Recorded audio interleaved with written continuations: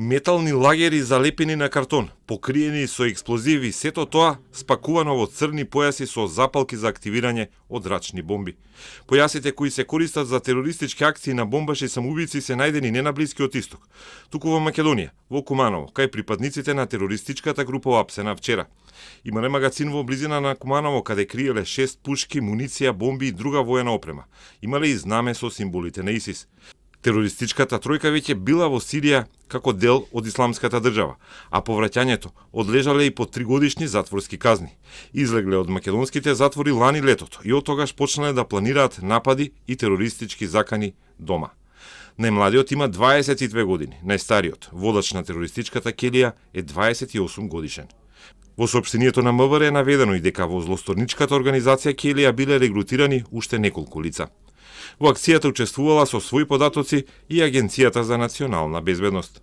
Се организирале и набавиле поголема количина на оружје и експлозивни материјали со цел да ги искористат во насока на оштетување на витални објекти во нашата земја.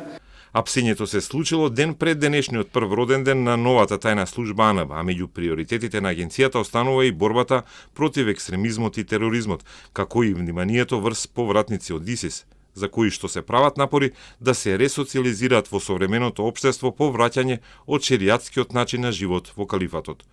За АНБ приоритети се и надгледувањето на состојбата со илегалната миграција и бегалците, хибридните и сајбер атаканите.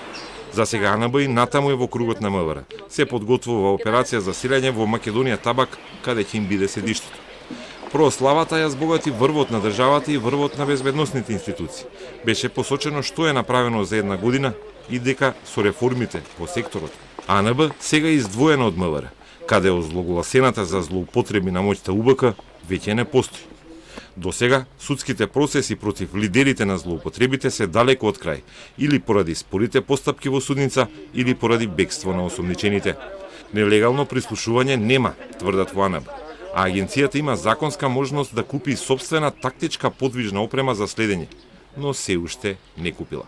Старите инструменти, подарени од УБК, не се соодветни на времето, тврди директорот.